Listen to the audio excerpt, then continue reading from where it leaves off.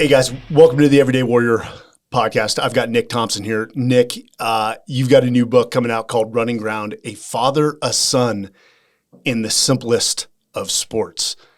Simplest, I don't know if that's the best descriptor. I think running, it's the most human sport, right? You can do it. You just put on your shoes and you can run. You don't have a racket. You don't need a ball. You don't need another person. It's yourself. And there's a lot that comes from that. I used to be a runner, and I ran cross country. Awesome. Track, was going to go into college and run cross country and track, and I just quit. It's one of the hardest things I've ever done. Why'd you quit? I hated the feeling before a race. Oh, just like the nerves. Gut-wrenching feeling. It just got old. But that's good. It's like cortisol, right? It's like it's actually an adaptive response. Like we get nervous because we're priming ourselves to run. Yes. I think I found more love for running once I wasn't doing it competitively. And you said it's you versus you. There's nothing like a runner's high. Yeah. And, especially if you're doing it to a high degree. But I want to go into your background because you've lived one hell of a life. Born and raised in Boston. We'll forgive you for that, California boy. Not a big supporter of the Patriots or the Red Sox. And then went to a private grammar school. Was it a boarding school? Went to boarding school, yeah. Okay. And then from there to Stanford. And I'm sorry, was it political science? I did political science and environmental science. And, of course, naturally, political science, you're writing a lot. Yep. And that sort of became your core focus. This is obvious. You must love writing. Oh. There's something therapeutic to it. Writing is thinking, right? I mean, when you write, you're actually getting to process your own thoughts and understand yourself better. I love it. Changing with AI. Well, that's a huge thing right now. It's a huge thing for my business, right? As CEO of The Atlantic, I have to figure out what AI is going to do to the creation of stories, the way we read stories, the way the internet works. Absolutely. Is there a fear amongst journalists right now that AI could potentially replace them? Oh, absolutely. Totally. I mean, and it's different depending on what kind of journalism you do. Like one of the things we think at The Atlantic, we do really complicated stories where you go and you call people and you write a long piece and you write it with voice, right? Those things are hard for AI. Who knows what AI will be able to do in 2 years, 3 years, 5 years, 10 years. Right now, we have a pretty good moat. But if you're doing basic sports stories, or you're doing stuff like that we did as young journalists in our 20s, that stuff can be replicable with AI. And so first off, The Atlantic does, if you guys haven't seen The Atlantic, it's massive. An American magazine, still both in print. Yeah, in fact, we've increased the number of print issues. We are probably the only publication in the world, in part because of AI. Yeah, I like that look. I hope if you're just listening on the podcast, you're not looking at the video. Mike's face is like, what the hell are you talking about? Who did I bring into the studio? So the logic is that AI changes the whole way the internet works, and it gets really confusing. And all those intermediaries, you don't know what's going to happen. We have no idea what's going to happen with Google search, right? So we have to reach people. So we want the most direct way you can. The United States Postal Service, maybe seems old-fashioned, but that is direct. You subscribe, we send you a magazine, nothing's going to get in the way. So is it a subscription model only, or are you guys shelving in stores? Well, C-stores or we sell a few in stores, not really. It's subscriptions and advertisements and live events, which we sell advertisements to. The exposés that you guys do are phenomenal. Yeah, they're great. They're great. Our reporters are amazing. And I will say you guys punch at both sides, which is a beautiful thing. We tried it. We make everybody mad, which is good. Yeah, so is life. So is life. If you try to sell to everyone, you're going to sell to no one. You're going to sell to no one, and you're going to get caught in a trap. And it happens to media, right? If you start to cater towards a particular audience, this is particularly true now because of the way social media algorithms work. The algorithms will tune themselves. So then you can only do that, right? So it's a trap, and you really don't want to do that.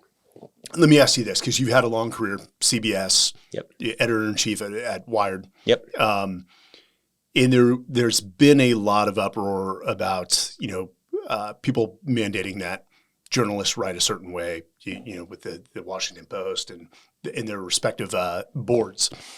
Do you guys approach it a different way? I mean, do you give carte blanche to your reporters or journalists to follow what they feel is the truth?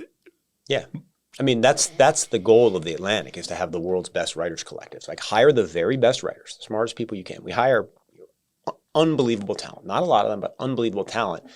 And then they write about what they're passionate about. Now, it's not carte blanche. They have to be fact-checked, right?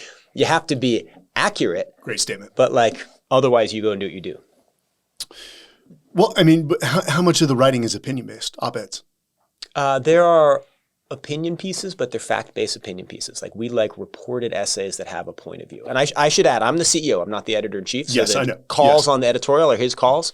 I just try to make the business work so he has enough money to hire all the best people. What's your staff right now? About 300 people. 300 people. Yeah. That's big. And we're growing. We're hiring tons and tons of people. But from a cultural standpoint, I mean, it sounds like you guys set the guidelines. Opinion is absolutely, as long as it's fact-based. Yeah. And, you have so a strong the ethics opinion. of it. Yeah, you can have a strong opinion. You can say this is absolutely wrong or this is absolutely right, and you can write it. But it's got to be fact-based. You got to report it. You know, you got to be beautiful writing. Like we do have some requirements. That's good. Yeah. That's good. I'd be interested to sit in one of those meetings. And I know you're the CEO. Have you ever sat in some pretty heated debates in Atlantic? So I don't sit in the editorial debates, Yes. right? Like it's actually a pretty important principle, like total church and state. Like I don't know what we're going to publish today, right?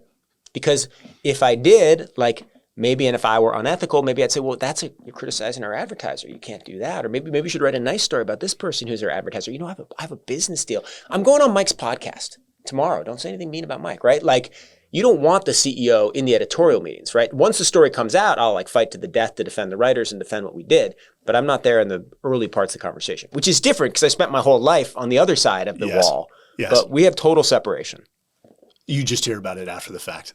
Once it's made an uproar in public. No, we'll run stories just like obliterating advertisers on the days that I'm meeting them, which is awkward and weird, but it's better to have independence.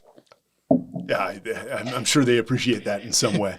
Well, that's good. Yeah. So, you know, what drove you to drive this book? I wanted to write this book. I'm a storyteller. I thought it was a great story. So it's a story. The book is the story of my father's crazy life. He has sort of a remarkable rise and then a little bit of a fall. I used to describe my parents by saying, my mother's an art historian and my dad runs a male brothel in Bali, right? Like, you know, complicated life. He's got an amazing life we can get into where, you know, John F. Kennedy says he's going to be president before Kennedy becomes president, right? Like, he goes to Andover, goes to Stanford scholarship, comes out of like Bacone, Oklahoma, Rhodes Scholarship, marries into my mother's family, like seems like he's going to become a senator, all of this stuff. And then alcohol comes out of the closet, chaos, but loves me the whole way, right? So that's the story of my father, and we connect through running, right? So that's one part of the story. Another part is my part, where I'm a decent runner when I'm in high school and, you know, a little bit at Stanford, though not good enough. I leave the team after freshman year. And then I, you know, take it back up, and I'm not that good. And then I'm pretty good in my 30s. I run 2:43 marathon, which is cool. Like you win gift certificates at, you know, Dick's Sporting Goods, right? And then in my 40s, I become one of the best in the world, right? And I like set records, set an American record in the 50K. I'm now top ranked in the world in the 50 mile for my age. Like that's an interesting story. Like why did I get so much better in my 40s and I wasn't in my 30s or my 20s? Like, and that's a story about how you recognize talent, how you recognize your limitations, how you work. So that was an interesting story. And then I focused on a bunch of other runners who I've competed with or known along the way who teach you about pain through running. Not just like the pain you feel while you're running, but like the hard things in life. So that's the book, tying those three threads together. I thought that's a cool story. I'm going to learn a lot about myself. I'm going to help think through my father. I'm going to meet all these interesting people. That's why I did it. Let's start with your father. Yeah. And one sounds like a absolutely high performing individual with the list of accomplishments you just blurted out. He's certainly a smart dude and certainly an interesting dude and certainly a wonderful man. And in alcoholism, like he had alcohol addiction, he had sex addiction, he had a bunch of problems. Was that a lifelong struggle or did it manifest later in his life? Alcohol was a struggle starting kind of when his career prospects start dipping, like in the mid 30s, right? When you're a young man, a promise, like he whom the gods wish to destroy, they first make promising. You come out of like the child he came out of, and then like you're king of the world. Like I got some of his Rhodes Scholarship recommendations, you know, asked Oxford for him. And like a Stanford professor's like, this is the best student we've had since Herbert Hoover, right? Like crazy stuff, right? Like this kids like this come along once in a generation. Not like this kid got great A's, you know, got A's and was good in my class, but like this is the best we've ever seen, right? He comes through, he goes to Oxford, he's on top of the world. And then things don't really work. He starts drinking, and then he's starting to deal with his sexuality. So the alcoholism starts like, I found all his diaries. That kind of starts in the 70s, where his diaries are all about alcohol. The sort of the sex addiction and the loss of control, that happens much later. That happens in like the 90s, when he's in his, after 40, in his 50s. That's when that stuff gets really bad. And like then financial chaos and all that, that happens around then too. Cascading effect. Cascading effect, yeah. Did that change your relationship with alcohol on a personal level? I've always had, I think, a healthy relationship with alcohol. I've never drunk too much. I've never worried about it. In part because I've been a runner for so long, yes. right? Like running can be an excuse, right? Like some people, if they're a runner, it gives them an excuse to drink. I'm going to run 10 miles. But for me, it's always been the opposite, right? Which is I've got to perform, so I can't drink. So I never drank in high school and college to excess. I've never done it. So I've never had a problem with it. We had a very different experience. we would rage the Saturday night after a cross country meet. Really? Oh yeah. And then we used to attend University of Oregon, of course, Track City, USA. Oh yeah. We used to attend their track and cross country camp, and it was just like one big party the entire time. Still had to run during the days, but no, I know a lot of people have different approaches. I've seen people that grew up with I'll just use the word, an alcoholic parent. Yeah. And there's only two options. You either repeat it, right, or it's a completely different relationship with alcohol, and I've even seen that within my family. Well, that's so. My father's father, my paternal grandfather, alcoholic. My father was well aware of it, tried to stop it, and yet repeated it. Repeated all the foibles of his father. And I'm a little kid, and I'm like pouring out the bottles of wine under the porch. I'm like tearing up his cigarettes, right? Like, so I learned to think of alcohol as an evil thing then. Mm-hmm. But I've never been a teetotaler. But I've try to keep it in control. And I think probably part of the reason I've never had a problem with it. I must be biologically, aligned towards having a problem with alcohol, like given how much alcoholism there is in my family. But I haven't had a problem. That's good. Yeah.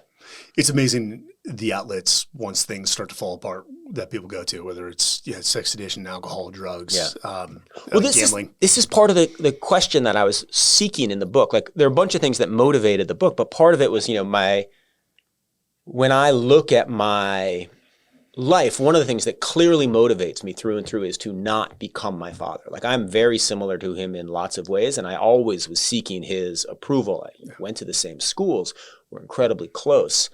I was always I always wanted him to like love and support me, which he always did, and I desperately didn't want to be him. And I was terrified when I was 40. He posted this note on my Facebook page, right? Public Facebook page. Like lots of people follow my Facebook page. He's like, "Hey, Nick, you got a great life, great job, wonderful wife, like wonderful kids, but all men's lives fall apart at 40. Like, good luck, man." I was like, what are you talking about? Right? But it also was like, it reminded me, okay, like I'm not gonna fall apart at 40, right? And one of the things that I believed was that running hard would help me not fall apart. And that's part of what increased the intensity in my 40s. And was your father an athlete as well?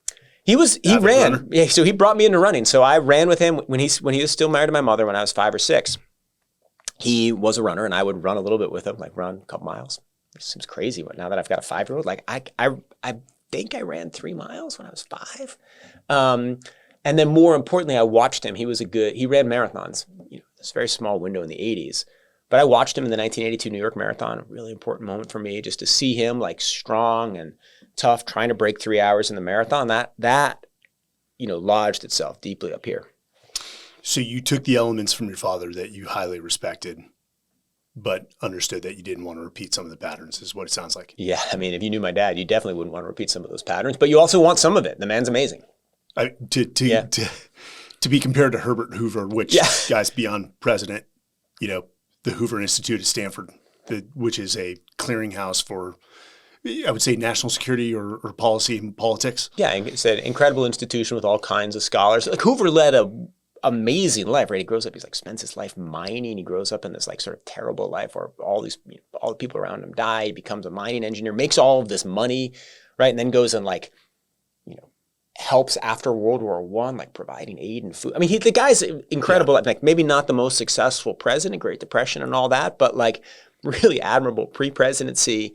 And to be compared to him by Stanford administrators, pretty important and pretty impressive. I would say. And this does go into, we talked about it, this is not your first book. No. The first book is very interesting. Yeah. And as you're talking about that, I'm thinking of the Hoover Institute. We got an opportunity, this was 2014, to sit down with Secretary Schultz, who I found phenomenal. Yeah. And, people love him or hate him, depending on which way his policies. People mostly like him now, right? The Schultz, he's not a boogeyman on the right now. No. He did phenomenal things, but bestowed upon us like his 6 lessons in life. And so your grandfather, most people don't know, was Paul Nitze. Yeah. So Paul Nitze, this is my mother's father, and he's very little in. My new book is not. It's not about him. He just has a couple of mentions, but he was, he served every U.S. president in some way or another, except for kind of Jimmy Carter, from FDR to first Bush, right? And he's in different capacities, and he's lead arms negotiator, he's undersecretary of defense, he's secretary of the Navy. And he's just this amazing character who's always there. He's always fighting for his principles. He writes NSC 68. My favorite thing about him, though, is he serves all these presidents. He more or less gets fired or kicked out by Eisenhower. He gets demoted by Kennedy. He gets kind of in a big problem with Johnson, kind of gets kicked down by Nixon, tries to join the Carter campaign, gets booted out of it. Like everybody is like, he's always getting kicked and he's always getting up and he's doing it again. Oh, and then he gets, fired by Bush, right? Like sort of an amazing record of a guy who just will not lie down, right? He just, all right, I'm going to come in, I'm going to take a lower job and I'm going to work harder than everybody. I'm going to do better than everybody else. An amazing character. So my book was called The Hawk and the Dove. It was the story of Nitze, who's the hawk through the Cold War, George Kennan, who's the dove, diametrically opposed views of American foreign policy, but also friends. And they're the 2 Americans who are involved in every major foreign policy decision from 1945 to 1990. Like lots of people are more important at any moment, but no 2 other people are as important for as long. And these 2 guys disagree on everything. And in fact, believe the other's policies will lead to the end of the world, and yet are friends and respect each other. So I thought that was a great story. So that was my first book. The refreshing thing about that is 2 people who, let's say, had very divergent trains of thought or beliefs, but still had the ability to be best friends, to agree to disagree. Yeah, we need more of that in America. Oh, hell yes, we do. Are you kidding me? Mm-hmm. You can't have conversations anymore. That is amazing. Yeah. And, we talked about Reykjavik. He was there. He was there. The Cold War. And for those that maybe don't know that, go watch the recent Reagan film. It covers that in length as one of the most important parts of his presidency. Yeah, which was my grandfather loved Reagan. He loved Schultz. He did. He thought Schultz was one of the best Secretary of States he ever served under. The one story I remember is, I can't remember, he was like at the same level with this other guy. And basically Schultz was like, I can give one of you the bigger office with the bathroom, and I can give one of you the office next to mine, right? And my grandfather was like, I'll take the one right next to you. And the other guy was like, I'll take the one with the bigger office with the bathroom. Like, which guy do you think lasted the whole administration, right? That's the right choice to make. To get the wisdom, access the wisdom from Schultz. Access wisdom, forget the bathroom. Well, how much younger than Schultz was he? Oh, he's quite a bit older. Oh, he was? Yeah, my grandfather, he was probably 20 years older than Schultz. Okay. Yeah. That's right. If he was 79 in Reykjavik. Yeah. He was born in 1907, right? I mean, like he was a young man like during the Truman administration. I mean, I sometimes think about that in my life. Like, I feel like I'm kind of old, right? Like, God, I just turned 50, right? And I look at my grandfather. When he was 50, his career was nowhere, right? He was just getting going. Like, he really kind of started to pick up steam in the Kennedy administration when he was 54. And then he had another, good 30 years. So, if you're listening to this and you're 53, go look at the career of Paul Nitze. And it's not like he had an easy ride. No. Up to his 50s. You look at those generations. World War I, Great Depression, World War II. I don't feel like our generation has really been tested. Like, oh yeah, COVID, I get it. That was a drastic change. Yeah. And there was a lot of lost life. There's no words I can say about that. But we've not been tested like that generation has been tested. Yeah. I mean, he's like a slightly peculiar generation. He's born in 1907, so he's too young to fight in World War I, and he's too old to fight in World War II.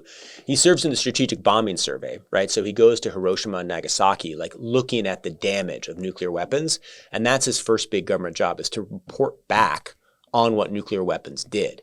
And so he takes that, and that informs his views of arms control. Yes. I mean, you could take it two ways. You could go to Hiroshima and say like, oh my God, we should, get rid of those things completely. Or you can go and say, oh my God, look at the awesome power. Let's get the game theory right so they're never used again. Right? That's Nietzsche's position. That's what he takes from it. That's interesting. Yeah. Cat and mouse or chess. Yeah. From here on. Let's hope that never does get employed. So then back to my father. So then this is the interesting thing, right? So my father, who grows up in Oklahoma, totally outside of DC power establishment, and then comes to Oxford, marries my mother into that family, right? So into this prominent family. They get married while Paul Nietzsche is the Undersecretary of Defense. So there's this my dad was this super promising Rhodes Scholar, amazing guy, marries into this big family, important politician. It really looked like he was on track. Mm. Life is ebbs and peaks. Yeah, absolutely. So within the book, yeah. You talk about 9 lessons using running as a parable for life. Yeah. And I want to get into these. First is our limits are truly in our heads, which I don't think anyone will disagree with, but people have very different views on this. I want to hear yours. So this is very specific, and it's based on, it can be basically, I can synthesize it into the story of two races. First one is in high school. So I start running because I get cut from the basketball team. I don't know what I'm doing. I go out there and I'm running the 2 mile. And I go out there and I run them at 11:40, or 11:30, right? So that's 5:50 a mile, 5:45 a mile, whatever. It's okay, right? It's not that good for a high schooler. But at the end of the race, I'm just exhausted, right? I can't go any faster. And then my coach was like, you know what, Nick, you're going to run New England's. Why? Okay, sure. And he sort of had a hunch. And I was like, okay, well, if everything is perfect, I'm going to run 11:30, right? That'll be my best time. So I'll run 5:45. And I knew exactly how many seconds per lap it would be. And I was like, okay, if I go all out, I can get that. And then I get put on a track. And the track's a different size, right? I can't remember exactly what it is, different shape. And they start calling out splits. And the splits seem right? But I'm kind of way ahead of where I should be. I'm not at the back of the pack. I'm sort of towards the front of the pack, right? And then I go through a mile and they're 5:25. I've never run a mile in 5:25. Maybe they mismeasured it. I finished the race in 10:48, right? So I've set a school record for sophomores.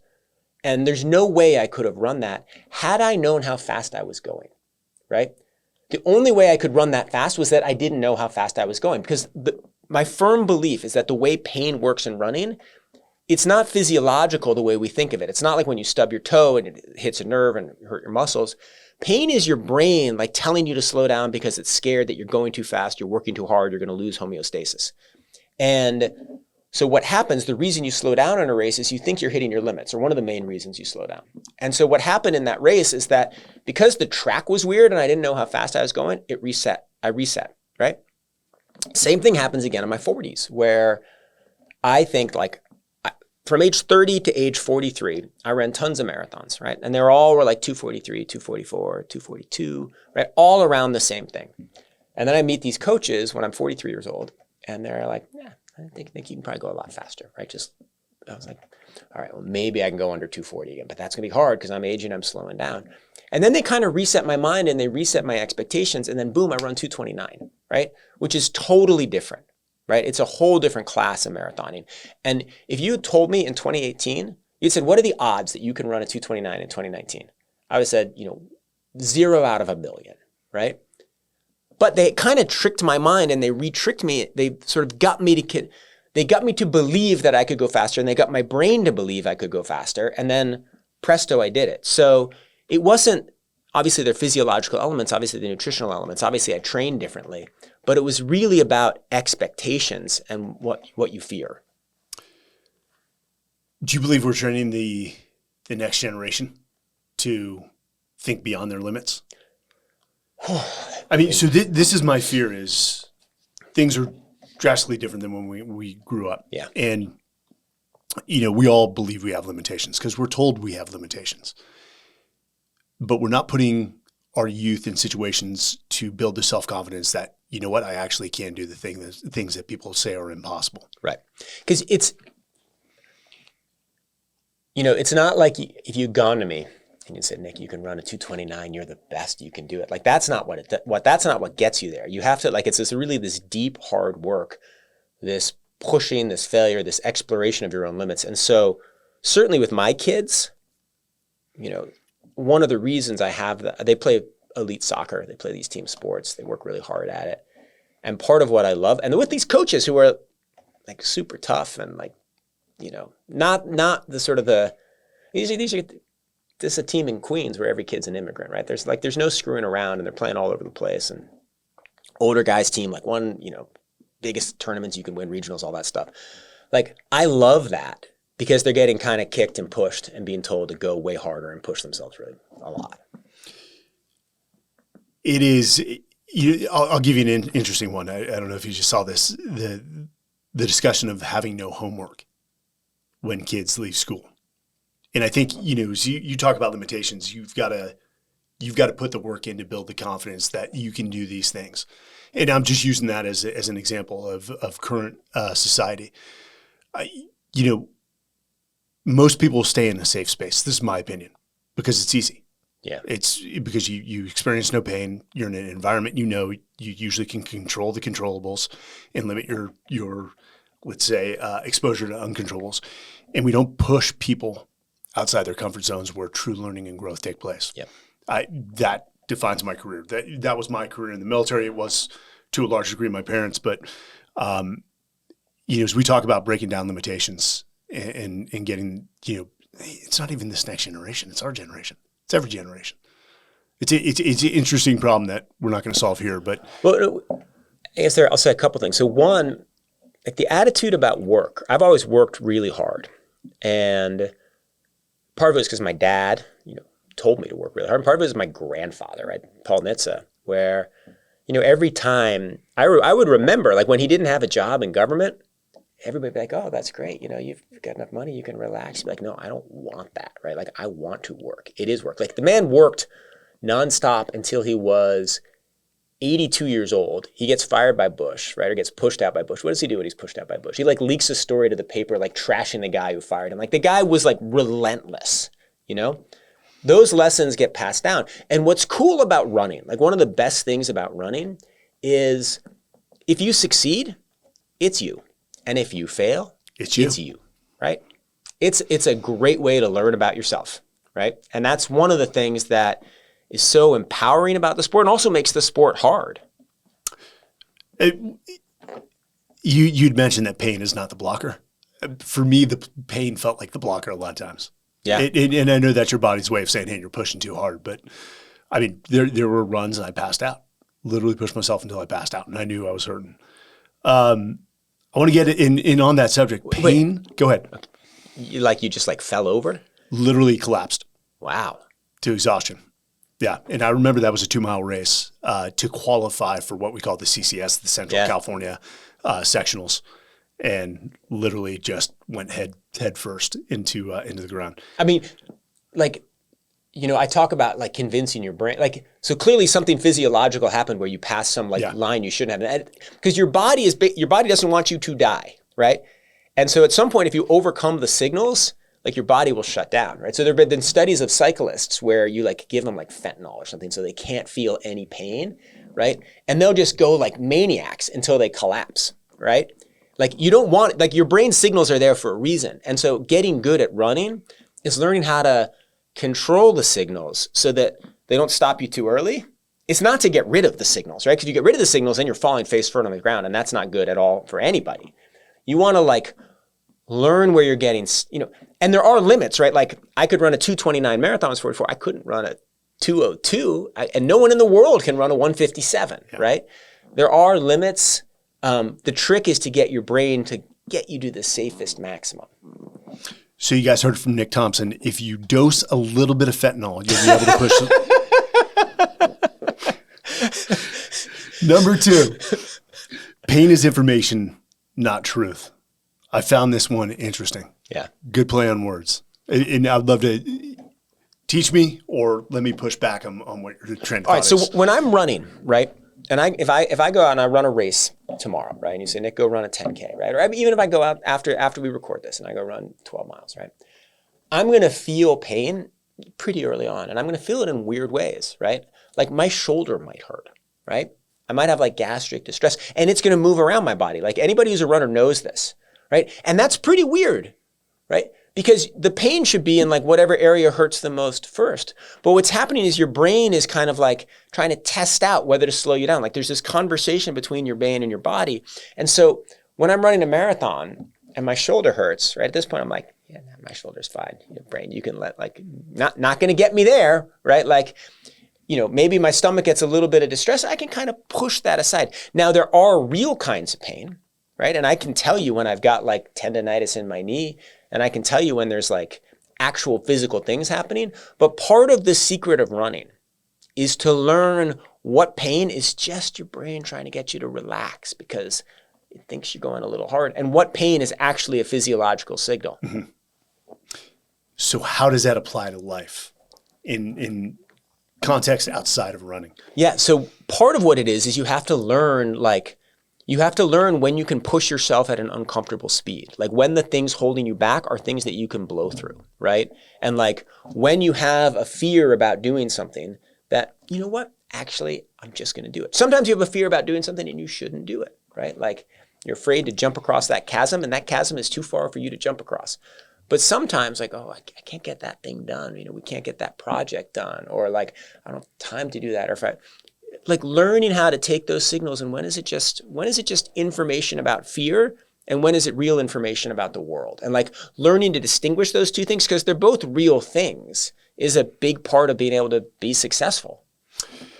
So number 2 is more psychological than physiological. With physiological elements, like the line is like so much of what I love about running is this exploration of how pain works. And like it's sort of the deep conversation you can have with yourself once you start to realize that,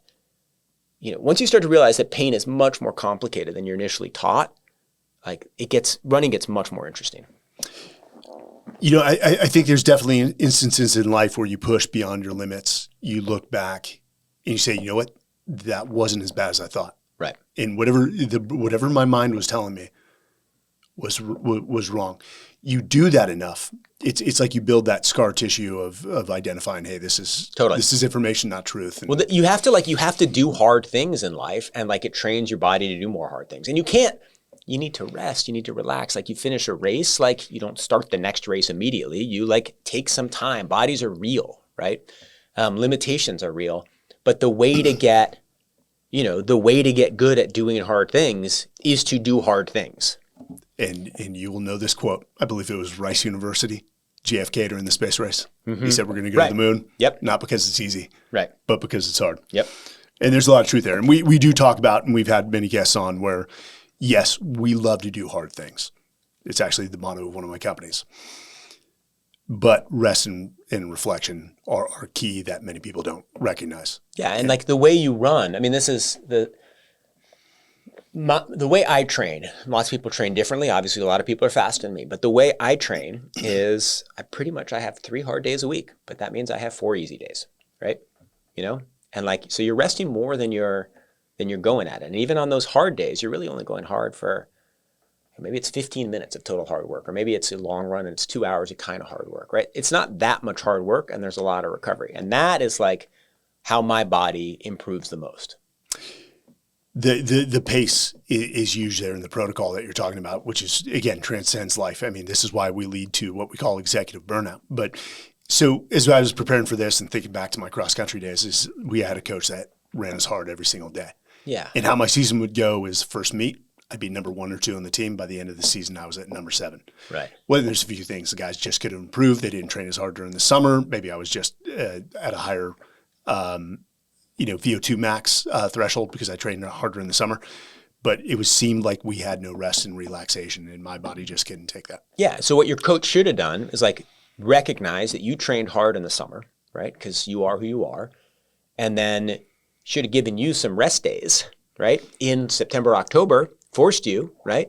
And then had the other guys like train on those rest days because they didn't train that hard that summer. So they haven't put as much wear and tear on their body, right? Like, and figuring out that balance, like figuring out what everybody can take and how they can improve maximally, that's what a good coach is supposed to do. That was a very old school approach to training. Yeah. That is what I love, is that sports psychology and physiology have advanced so far beyond when we were in high school or college. Yeah, that totally. They're training smarter, they're faster, they're stronger. And the diet, like my diet in high school and college was like, I just ate carbohydrates because I thought like marathoners carbo loaded, right? So my breakfast is like bagel after bagel, right? Like, I'll have like a lot of bread for lunch and pasta for dinner. Not the best idea. It was the same thing. My wife and I were talking about this last night. I'm not kidding you. Last night, we're like, do you remember when they told us like, hey, you can only eat so many eggs because they're high in cholesterol? And now it's like, yeah, hey, we were wrong. Right. And we're thinking back, and we're like, how could the modern subject matter experts, the doctors, get that wrong? And she said, well, follow the money. Cocoa Puffs was paying them to say it. Yeah. So anyway, so there was all this stuff. I mean, I was blessed, right? At Stanford, I had my coach, this guy, Vin Lanana, who's, one of the most successful coaches in track history. I had a year observing him, and there's, a lot of stuff I picked up that I still use. So I was lucky in my I was lucky in my coaches all the way through. Let's see, did you run the radar dish? Oh, of course. Yeah, you mean up to the dish? Up the hill? Yeah. Yeah, hell yeah. The golf course? I ran the golf course a bit. I mean, my favorite run. So after I left the team, I got hurt when I showed up, and then like had a great recruiting class, and I gave up on myself. Like obviously, given how fast I am now, I could have been okay. Like I could have been on the team. Not the top guy, but I could have been on the team. But I didn't realize that, and I gave up on myself. But then I would just go run in the mountains, right? So I'd go bike to Windy Hill and go run up Windy Hill, run up a Rostradero, or like I loved that. They used to have a Stanford Invitational on the golf course. Yes. Always loved that race because for whatever reason, I always did well in that course. Oh, nice. They had high school kids who would go and run that. Yeah, it was great. Yeah. Talent isn't where you start. It's how fast you improve.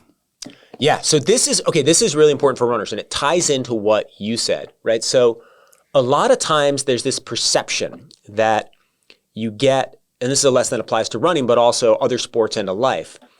Everybody shows up for the first meet, and whoever runs best that first day has the most talent. And then by the end of the season, maybe they're not the best, right? And like, so you showed up and you're the first. Everybody's like, oh, Mike's got all the talent. And then at the end of the season, you're seventh, right? And it's like, well, he didn't train that hard. He doesn't have the grit. Well, that's not it, actually. There's actually like an improvement curve. And some kids, you can have two runners who show up. On the first day, one runner is faster than the second. They can do the exact same workouts and be exactly as disciplined, right? Yes. And the second one's just going to improve better, right? Rate of improvement is talent, right? And it's harder to see, right? And I watched this in one of my sons where, once he starts training, like, whoa, that kid like improves so fast, like faster than his other teammates. And that's talent, right? And sometimes we mistake that. We don't understand what that is. And so if you're trying to think through, like, what are you talented at? Sometimes you're like, oh, like, I picked up the picked up the instrument and I couldn't really play it. I wasn't that good. I took classes for a little while. I didn't have that immediate knack where I had this other friend who has perfect pitch. Yeah, sure, perfect pitch is talent. But actually maybe like your rate of improvement is a super important talent. And so in running, I've noticed that like, I don't have a very high VO2 max, right? I don't have some of the indicators of talent, right? Like, if you throw me out, if you took all the runners on that Stanford team and you had us untrained and you had us run 1,000 meters, maybe I'd come in last, right? But I do have some God-given gifts. One is I don't get injured, right? I get injured very little. And two, I improve really well when I train, right? And that's actually talent. It's not just grit, it's talent, right? And it's luck and it's good fortune. That's an interesting take on talent. And I did write a book called The Talent War. Yeah. And I like the adaptability piece, your ability to adapt, improve, and really what it came down to us is it's not, and there always is an element of nature. Yeah. That genetically you may be more superior than me, you higher intellect, but ultimately the person's mindset. I mean, as I read the description on these, which are great, you talked about fixed ability. Yeah. And that is a mindset thing. Yep. Through and through. It's the belief that, we could say it's a growth first to fixed mindset that, I can tap out of my ability at this point and I just can't excel beyond that. Can't do it, right? So the improvement, that's the first time I've heard that. And I'm going to write that down. I'm actually going to plagiarize that. Good. Which I'm known for. So I think it's an important lesson. And when you're looking at, you're looking at who to hire, right? And it's also like, okay, this person maybe there's a little more electricity in the light bulb, but maybe actually this, over a bit of time, this person's going to learn more, even if they work hard. It's not work ethic. It's just actually they're going to improve more. What makes me think is how many people, because that improvement curve is going to be different, naturally different strokes for different folks. It's going to be longer for others than shorter. How many people give up well before that improvement curve they're about to hit the hockey stick? Yeah. And I wonder about this with myself in college, right? So I joined the team, right? And I'm the 10th best recruit, right? I was good. I won New England meets or whatever, but I'm 10th best recruit, right? And there's 7 guys who score in a cross-country meet, and you have 4 years of them. So if you're the 10th best freshman, you're not so great. And I'm injured, right? So I spend the fall running in that pool. You probably ran in that pool. It's not a good place to be, right? And so by the end of the year, I'm like, you know what? I'm just not good enough, right? I'm not good enough, right? And it's not that I don't try enough. I'm just not good enough. But I was good enough, right? I actually don't regret having stopped the team because college opened up a million things, but it's an interesting lesson, to learn later in life that you kind of underestimated yourself. Yeah, I can say there's plenty of timeline I can point back to in my life and agree with that. Yeah. Where I quit too early for one reason or another. Intense running helps an intense job and vice versa. I don't know. Oh, totally. No question about it. I mean, are you talking about, there's an argument to be made that, peak physical fitness affects your ability to deal with stress, oxidation, fatigue, things along those lines. But I'm sure there's a different story here. That's part, I believe, so if you do intense running, you learn not to give up, right? And you learn not to give up in your workout, and you learn to concentrate, right? And you learn that if you're going to run a fast marathon, or you're going to run a fast ultra, right? Or even you're going to run a fast mile, you're training your body to concentrate, right? And you are training to push things aside that should be pushed aside and focus on things that matter, right? And that is a skill that applies to your work, right? So there are ways that my running competes with my job, right? Obviously for time management, right? We're going to finish this podcast and I can either go back to my work to-do list, which I was on right before we came in, or I can go for a run, right? And competitive, right? There's time. On the other hand, I will do long all hands sessions, right? I do intense preparation for board meetings. I can concentrate for a really long time, right? And I can stay focused for a really long time. Now, is that because I've been a runner and done all these long races? I think it's part of it. I also think discipline is cumulative, right? You get up and you do something hard, right? In fact, one of the things I like to do when I get up, I like to look at the to-do list and say, okay, what is the task that most scares me right now, right? Not what is the hardest task, what is the biggest task, but we all on our to-do list, there's I don't really want to respond to that email for whatever reason, right? But you do that, right? And I think it's cumulative. There's this alternative theory that you have a fixed amount of discipline, right? You have you have a pound of discipline in your pocket when you wake up and you spend an ounce here and an ounce there. I think it's the opposite, right? And I think actually as you do things that require discipline, you kind of get more. So that's my view. It's compounding. Yeah. No, I like that. Except this 2-hour Zoom call in focusing, that must be a superpower. Because if it's over 30 minutes, you start to lose me. Well, but you can do long podcasts, right? And you're staying focused in your long podcast. That is a form of intense concentration. Now, does that help your training? Probably. Does your training help your podcasting? Probably. 100%. What I can argue is that those meetings are not well run.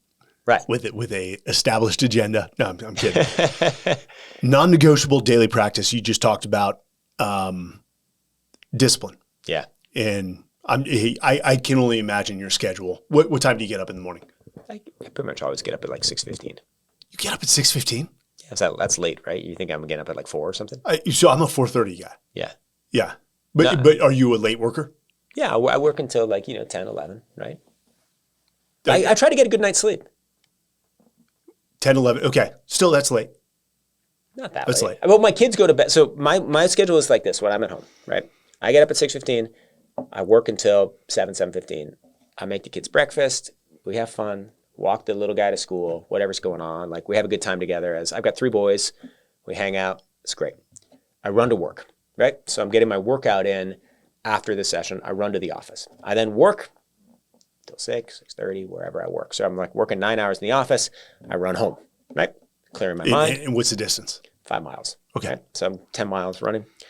I then play with my kids. I pick them up at soccer practice. Mondays, I'm going to be coaching my kid at soccer. I do physical fitness with the 11-year-olds. It's actually kind of amazing. We can get into that because I think it's partly why I don't get hurt. You got a little one, right? So I've got 11 months. 11 months. So I will say that the best cross training in the world, I'm going to tell you, so this is a diversion, but it's a story, but you're going to like it as a dad.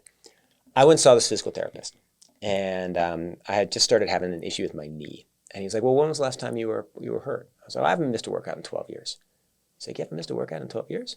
And I was like, no. And he's like, well, what do you do for cross training? Like, you run all these miles. It's like, I don't do anything. He's like, what do you do for stretching? I was like, I don't do stretching. He's like, what do you do for weight lift? I don't weight lift. And he's like, well, what do you do? I was like, well, I play Nerf football with my kids. I lift them in the water. I play we have this game where we play blind monster and I'm tackling them. He's like, that's it. That's all the eccentric motion that's keeping you healthy. And he said, how old is your kid? I was like, well, the kid is 13. So it was 12 years ago that I started doing this. He's like, well, that's when you were last hurt, right? And so what I realized was all this play was the best way to prevent getting injured. It was kind of an amazing realization. Now my kids are a little bit older, right? And so I'll go to the gym and I'll lift with the 15-year-old, right? And we do track workouts together. The 11-year-old, I lead his soccer team in mile running. I did a plank competition with the other day. It's so much fun and it's really good for you.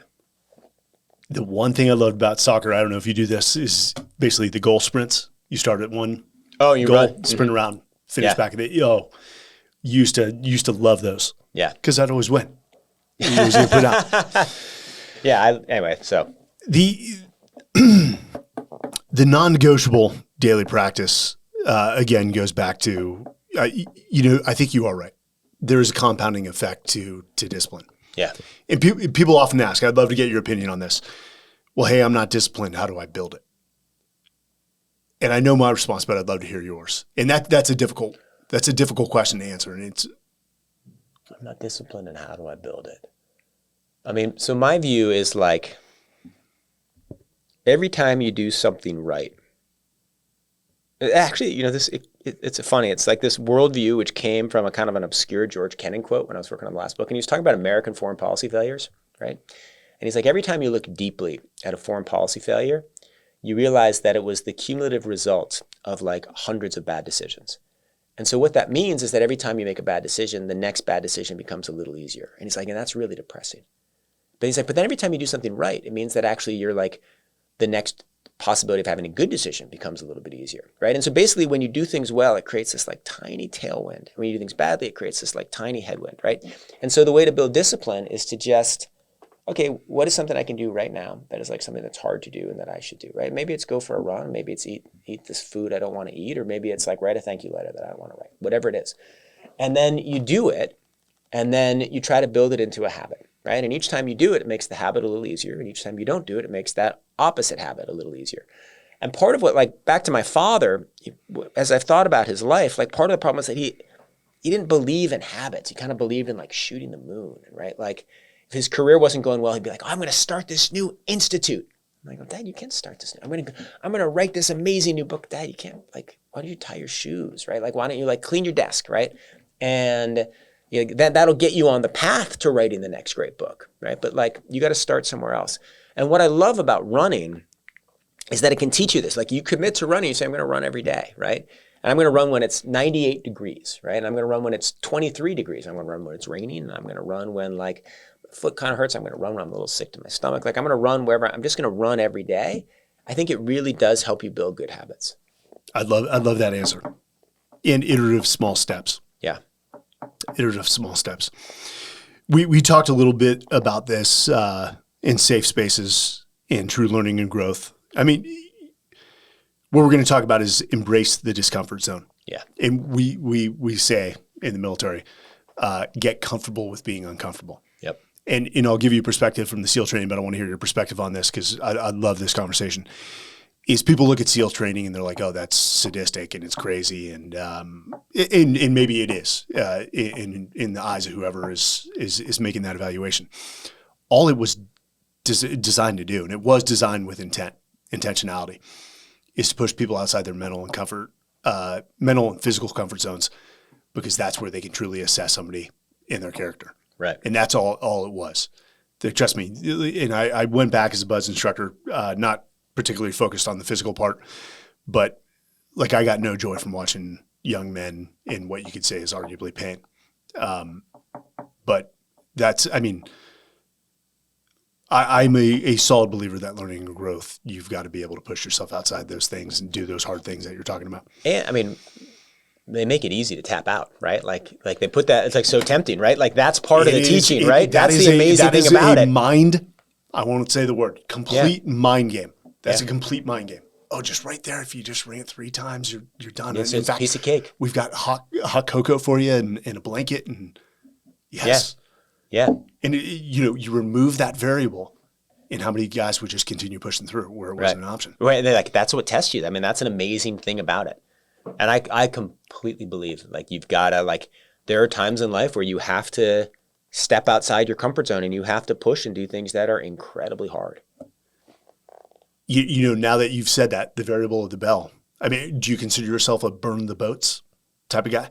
And when not have the bell? And not. That may be a societal problem, is that we give people that easy button or that tap out button too often. But I mean, in terms of mentality, when you set your eye on something, do you burn the boats? And guys, by burn the boats, we mean you don't give yourself the option of quitting.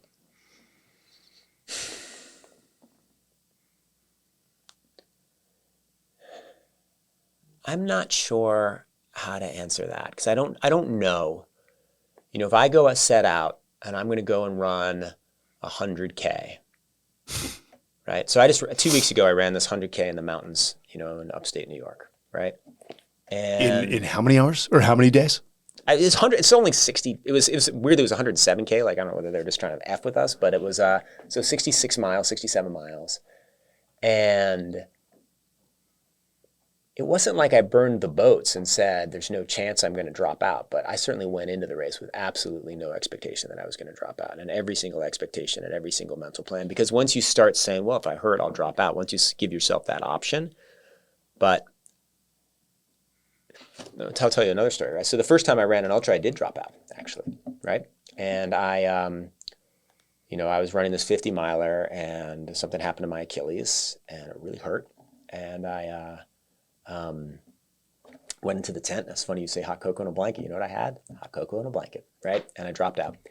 And I have regretted that ever since. Like I should have finished. Like it was kind of a complicated call. I actually did injure my Achilles, and maybe if I kept going, but like I called the chapter about that race. The chapter in the book is called A Labrador in a Race for Wolves, right? And like I just wasn't ready to do that kind of a race and put myself through what I had to put myself through. And so part of the process of learning how to run ultras was to learn not to run like a Labrador, but to run like a wolf.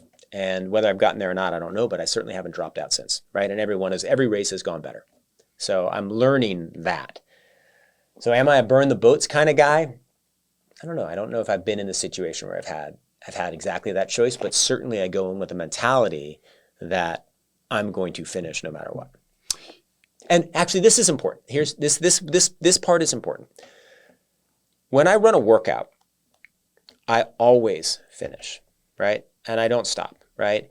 Because in a workout, it's very easy to quit, right? Because no one is looking and no one is watching. A marathon, it's hard to quit because you have your friends on the course and like there's a lot of reasons not to quit.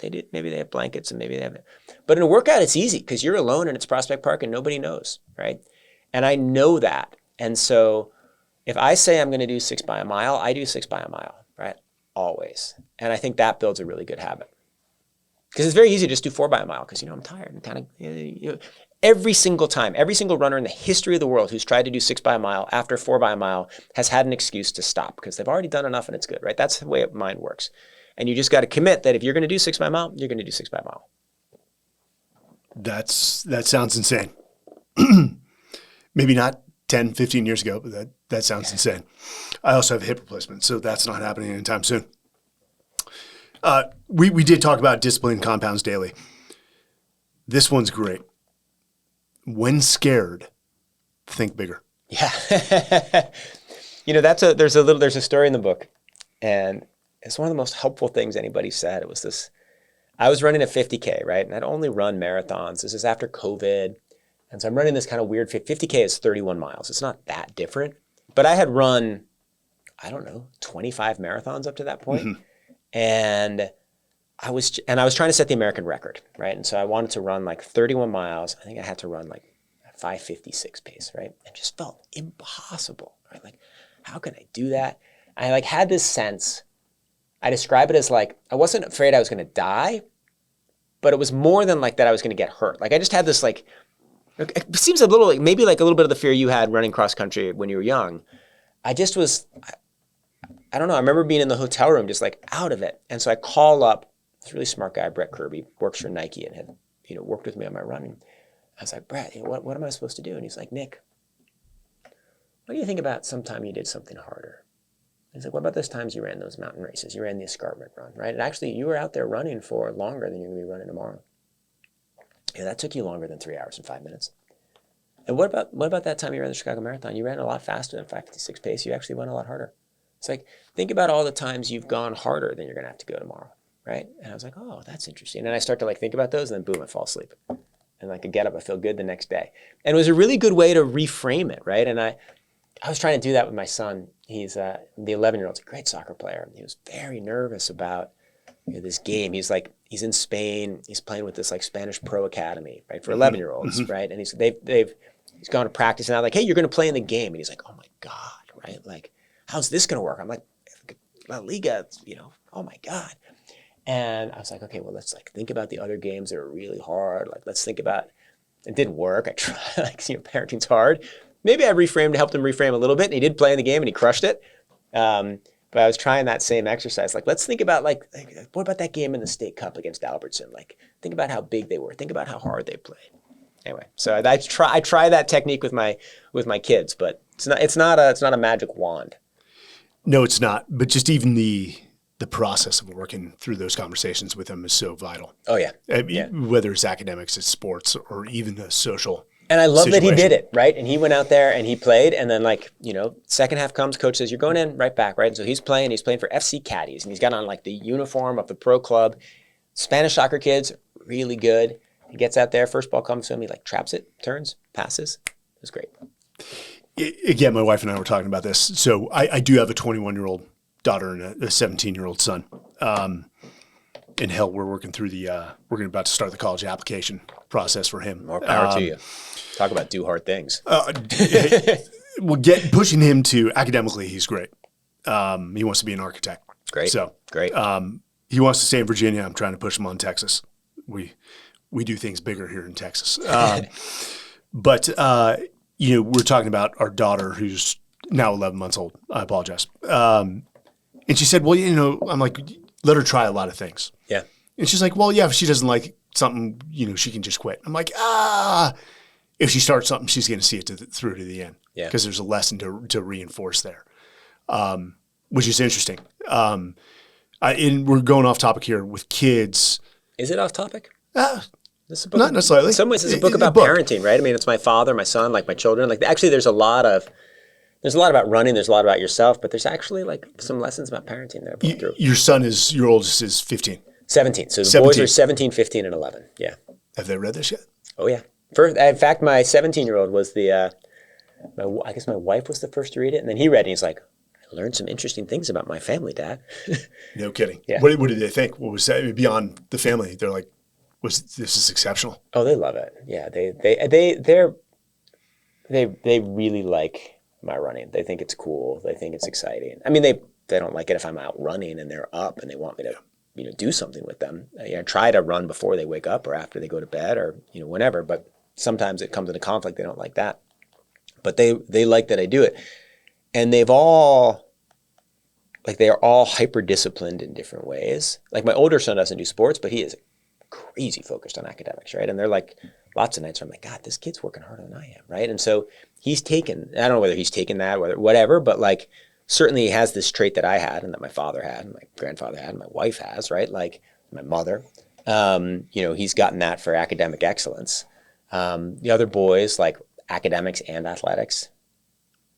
Good combination. Yeah. Yeah, I think athletics are so essential they're great. For kids. They're great.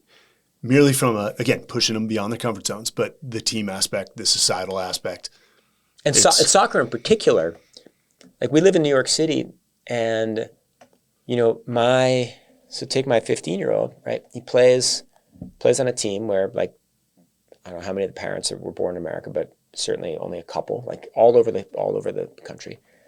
Then he plays on a team where everybody speaks Spanish, like plays in the Spanish pickup league, right? Where it's all immigrants, right? The league was actually shut down when there's like ICE raids, right? Like there's real complexities around, but like, which is, tough stuff. And then he plays pickup games in the park next to us with all guys from the West Indies, like guys in their 40s and 50s who used to be like studs in their 20s. And now he's like at their level. It's amazing, right? And like think about what he's learning about the world and what he's learning about different cultures and what he's picking up from the music, from the conversations. It's just awesome, right? Soccer is the world sport. And so he's getting like the team elements, right? And he's getting like cultural elements. I love soccer. Love soccer growing up. It's because you're running just back and forth. Yeah. You're running down the field. It was fun. And there definitely, yes, the most global sport for which America is not dominant. Yeah, and it's about time. Let's get that U.S. men's national. I mean, the women are great, but the men need to step it up a little bit. Well, hey, when you're going against the European teams or the Brazil team or the Mexico team, that's. Well, I learned about this while watching my little kid. Like, they play for the best club in Queens, right? They play for one of they're guys who play in the U.S. men's national team who played for my kids' club. Pele's son played for my kids' club, right? My kids' club is awesome, but you go to Spain, you watch them train. They're like doing weightlifts. They're doing film review at age 10. Just right? a different focus. Like they're out there for 3 hours, like lifting weights, Great. Sounds like Russia, 80s, 90s. Probably on a performance program of some sort. We won't get into that. I do. So performance equals fitness minus fatigue. Oh, okay. So this was also another thing I learned when I was, getting more focused in my 40s. So, the folks at Nike who were training me in 2018, 2019, I would be like before a race, I'd be like, God, they tell you not to run for like 7 days, 9 days. And I'm like, well, I feel like I'm losing my sharpness. And so the guy, Brett Kirby, who I just mentioned, yes, he like pulls up a chart. It was amazing. He's like, actually, Nick, you know what? I've got all your data because you've been wearing a heart rate monitor, you've been wearing your watch, and we've got it all. We've got it all right here. And here's your fitness, right? And he shows it going up, up, up, up, up, up, up. And then he shows it going down a little bit, right? And he's like, you haven't run in 7 days and your fitness has gone down a little bit. Look, you can see it going down. Kidding. And he's like, and now here's your fatigue level. And it's like up, up, up, up, up, up. And then he's like, and here's the gap between your fitness and fatigue. And if you look at the last 7 days, that gap has grown. Your fitness has gone down a little bit, but your fatigue has gone way down. And your performance capacity is your fitness minus your fatigue, right? And he's like, if I had you run the marathon, a week ago, where your fitness is here and your fatigue is here, right? Versus here and here, you're gonna be a lot faster now. And I was like, oh, right? Kind of obvious, but like actually really smart and really interesting. And so I think about that when I go into, like a board meeting, like really important. Okay, so I'm my fitness and like how much I've prepared, how much I know, how much I'm ready, and what is my fatigue and what is my stress. And I'm gonna optimize that so that when I do the board meeting, I do the best I can. And so that's a good lesson. And I'm with my kids, when I'm trying to, when they've got these big tests and they've got all this like hard stuff, like trying to work with them so they know you have to be maximally prepared, but you've got to rest, right? And you're going to do best if all you care about is that test on Friday, let's start studying on Monday and Tuesday and let's sleep pretty well on Wednesday and Thursday. You also want to study on Thursday and you want to study Friday morning when you're taking the metro in, but fitness minus fatigue, it's like that's where your performance is. So that is interesting what you got from the data. And I'm sure they were collecting HRV, your recovery rate. I don't actually, what's funny? I don't even know what they were feeding into the machine, right? Because this is in 2018, 2019. It's before I even tracked my own HRV. You threw a wearable. Yeah, so I'm wearing this Garmin. I'm wearing a heart rate monitor on my arm. I'm wearing a little RunScribe pod on my waistband. I'm wearing pods on my feet, right? So they're measuring everything and they're being sent to, the same guy who's like, measuring Eliud Kipchoge's vitals is like also has this side hustle of like doing mine, right? So you have total faith. And then he's like looking at the course and he's like looking at how fast I go around corners and how much I slow and like how much wind affects me. So yeah, these guys knew what they were doing. Well, I see you're wearing a Whoop. I'm wearing a Whoop right now. I'm tracking my HRV. I'm tracking my sleep. I wasn't wearing it back then. Yeah. So with Whoop, there's a data scientist or a scientist, Kristen Holmes. If you ever have the opportunity to meet her, phenomenal, actually. NCAA champion coach for field hockey. Phenomenal. We work with them heavily on a expedition we did where the sleep and recovery was substantially the parachuting expedition, parachuting expedition, which really was a glorified boys trip, and we had good purpose jumping in honor of our fallen. But it is amazing. Now you have near real time access to physiological aspects of your performance, from which you can make almost instantaneous decisions of, hey, I need to sleep. Yeah. Or I need to do this. And I track a lot of stuff now. I mean, there's this interesting balance and it's one of the tensions I get at in the book. We haven't talked about them yet, but there are 5 characters who I write about, and one of them is this woman, Julia Lucas, who I write about because she's an incredibly intense athlete who she's actually homeless for a while as she's training. She becomes the fastest miler in the country, but she can't get supporters, so she's living in the forest in Oregon and trudging into town, not telling anybody that she's homeless and training. But she has this really intense and complicated relationship between how much you measure and how much you just run to be, free in the woods and with your spirit, right? And that's a tension we all deal with, and I deal with it too. But I do track a lot, right? And I track, when I'm running a race, I track my heart rate. I now track my body temperature. I track my pace. But sometimes in a race, like this ultra I ran 2 weeks ago, I turned it off, right? And I maybe the sensors will record the data, but I'm not looking at it, because you've got to let your mind run free in a race like that. And if you focus too much on the data, you can lose yourself. So there's a balance between sort of having infinite knowledge of how you're performing at a certain moment, and then just imagine you're a child running in the woods. And you've got to sort of know when to associate and when to disassociate. It sounds like for the 100K, you wanted to remove access to that information just due to the duration of that. Not the whole time. So, okay, it was maybe I didn't do it the right way, but in the first 10 miles, I watched my heart rate really carefully to make sure I didn't go above a threshold, to make sure I was going slow enough, right?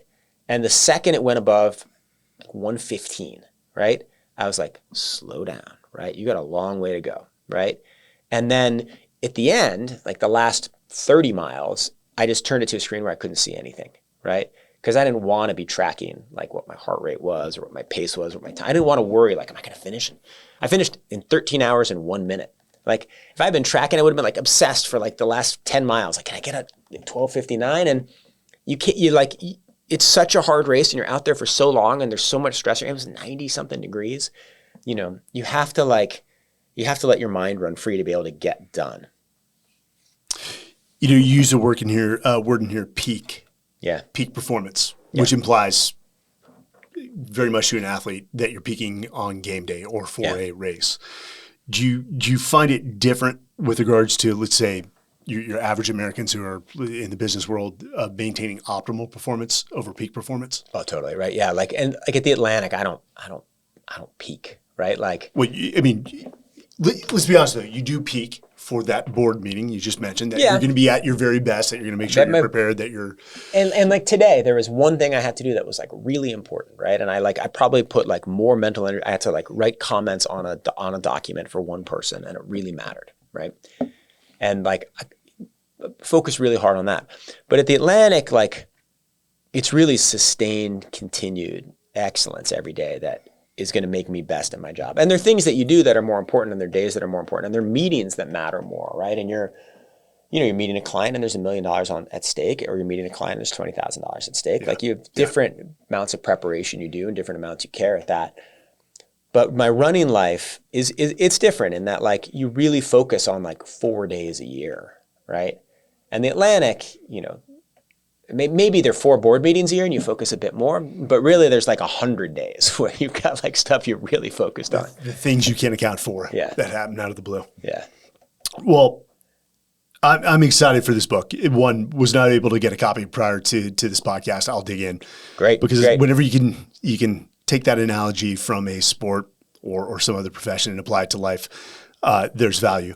Guys, the book just came out. It's available on Amazon, so please check it out, or anywhere books are sold. You buy books. Excited to see how it performs. Yeah. And I just got a copy, and I cannot wait to dive in myself. But I appreciate the time to come out here. I hope you enjoy it. Share the knowledge. Yeah. I worked on it for 5 years. 5 years. Yeah. I've got a day job, right? So you're figuring out the time to work on it is a little harder, but I put a lot of time into it. I revised it a lot, and I revised it a lot to make it shorter. you know? What is the page count? So it's 75,000 words, but I have a file of 60,000 words of stuff that I cut out at different points, right? Like, No kidding.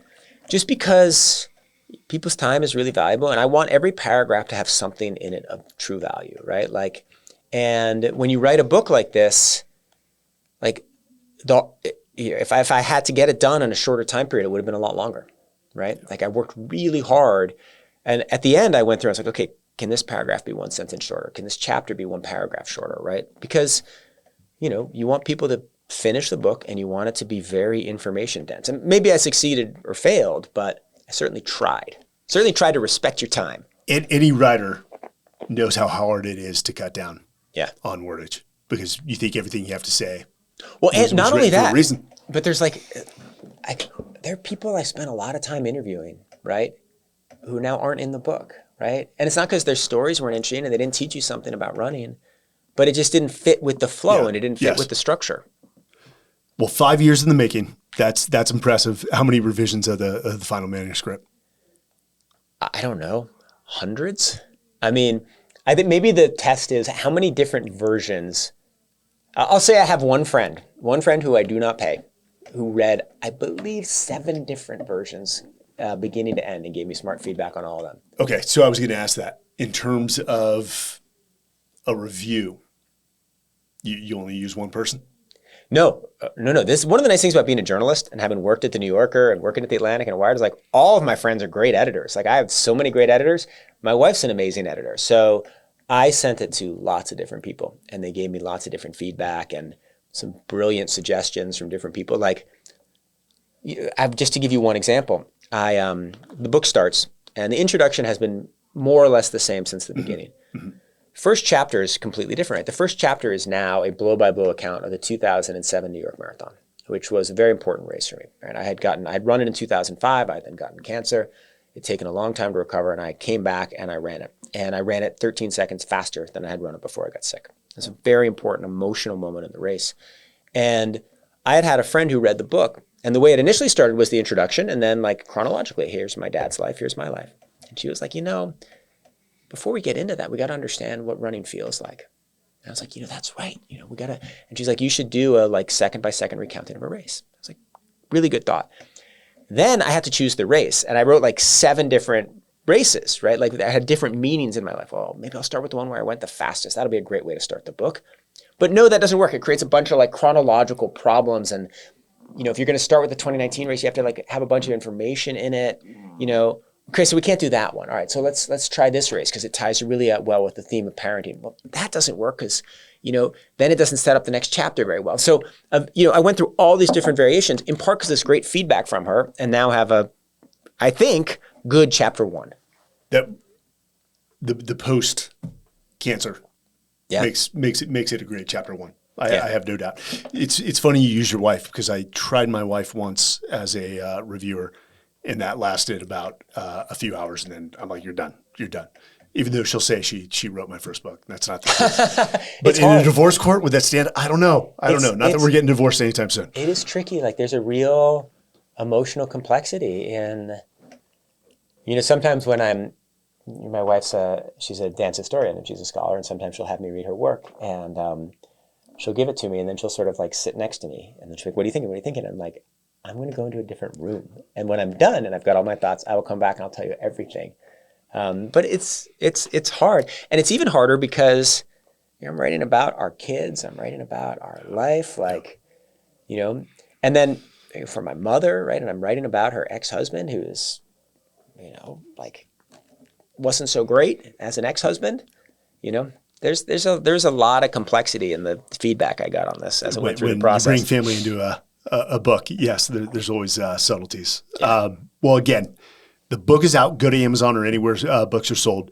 And again, learn a little about life from Nick Thompson's perspective and the things that he can bestow upon you and the nuggets that he can give you from the book. Nick, thanks for coming out, man. Oh, thanks, Mike. It's so great to talk with you. I love being here. Absolutely an honor to be on the show with you. Thanks so much. All right, guys. We'll see you next time.